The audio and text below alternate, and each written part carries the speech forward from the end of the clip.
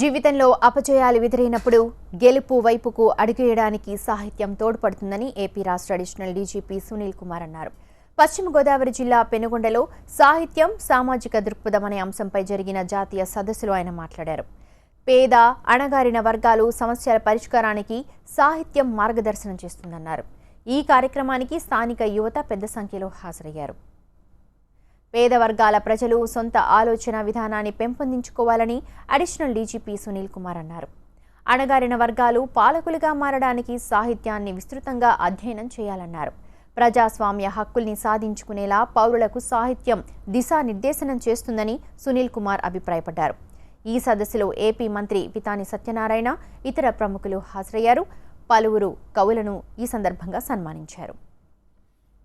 వ్యవస్థలో మరి అణగారిన వర్గాలు, బడుగు బలహీన వర్గాలు ఎవరైతే ఉన్నారో వారు తమ కోసం తామే పోరాడాలి, తమ డిమాండ్లని తామే సాధించుకోవాలి అనేటువంటి విషయాన్ని బడుగు బలహీన వర్గాల కోసం వచ్చేటువంటి సాహిత్యం ఏదైతే ఉందో, దళిత సాహిత్యం ఏదైతే ఉందో ఆ సాహిత్యం వాళ్ళకి ఒక మార్గదర్శకంగా, ఒక సూచికగా మనకి నిలబడుతుంది.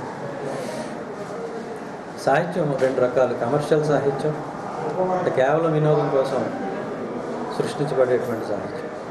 అట్లా కాకుండా నిజంగా ప్రజల పక్షాన, బడుగు బలహీన వర్గాల పక్షాన, స్త్రీల పక్షాన నిలబడేటువంటి సాహిత్యమే అసలైన సాహిత్యం.